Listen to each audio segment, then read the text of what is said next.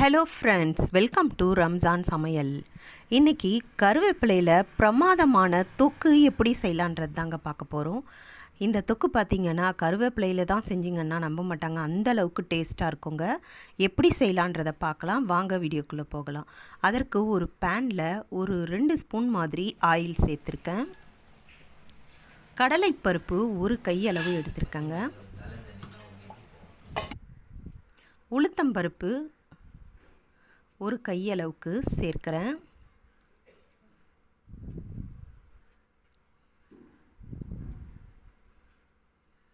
தனியா ஒரு கையளவு சேர்க்கிறேன்.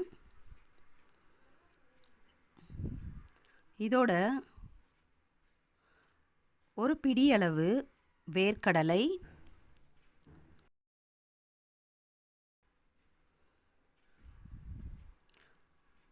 ஒரு 8 போல் வெந்தயம், ஒரு 10 போல் மிளகு, இதோட காரத்துக்காக ஒரு 4-5 காஞ்ச மிளகா சேர்த்துருக்கேன். இது எல்லாம் நல்லா பொன்னிறமாக வறுபடணும்.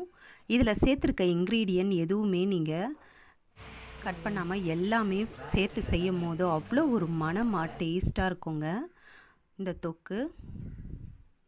புளி பார்த்திங்கன்னா ஒரு அரை லெமன் அளவு எடுத்திருக்கேன், அதையும் அதோடு சேர்த்துடுறேன்.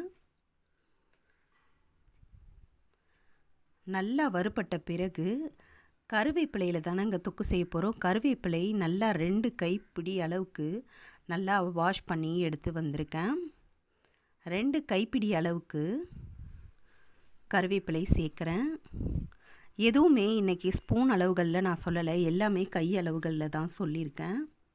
இதே மாதிரியே ட்ரை பண்ணி பாருங்கள், உங்களுக்கு அருமையான கருவேப்பிலை தொக்கு கிடைக்குங்க. கருவேப்பிலை ரொம்ப வதக்க வேண்டாம், அதனுடைய தன்மை போகிற அளவுக்கு வதக்கினா போதும். ரொம்ப முறுமுறுப்பாக வதக்க வேண்டாம். ஈரத்தன்மை எல்லாம் போன பிறகு சாதாரணமாக கருவேப்பிலையை பார்த்திங்கன்னா சில குழந்தைகள் சாப்பிட மாட்டாங்க, ஒதுக்கி வச்சுருவாங்க.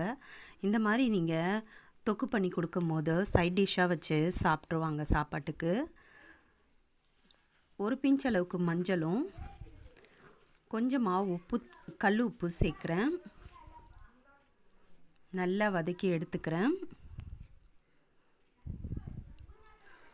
இந்த கருவேப்பிலை தொக்கு சாப்பிட்றவங்களுக்கு ரொம்பவே நல்லா நீளமான முடி கிடைக்கும். முடி நல்லா கருகருன்னும் வச்சுருக்கும். அது மட்டும் இல்லை, ஜீரண சக்திக்கு ரொம்பவே உபயோகமானதுங்க இந்த கருவேப்பிலை. இனிமேல் தூக்கி போடாமல் இந்த மாதிரி தொக்கு செஞ்சு சாப்பிடுங்க. நல்லா ஆறின பிறகு மிக்ஸி ஜாரில் சேர்த்து அரைச்சி எடுத்துக்கிறேன். இந்த அளவுக்கு அரைப்பட்ட பிறகு இதில் தண்ணீர் சேர்த்துடுறேன். ஒரு பாதி கிளாஸ் அளவுக்கு தண்ணீர் சேர்த்து நல்லா ஃபைன் பேஸ்ட்டாக அரைச்சி எடுத்துக்கிறேன். நல்லா இந்த அளவுக்கு அரைப்பட்ட பிறகு திரும்பவும் கடாயில் ஒரு 6 ஸ்பூன் அளவுக்கு நல்லெண்ணெயோ இல்லைன்னா கடலெண்ணெயோ, அது உங்கள் விருப்பம், சேர்த்துக்கோங்க. ஆயில் அதிகமாக இருந்தால் தான் உங்களுக்கு தொக்கு நல்லா வரும். கடுகு, கடலைப்பருப்பு சேர்த்துருக்கேன். கொஞ்சமாக பெருங்காயத்தூள் சேர்க்குறேன்.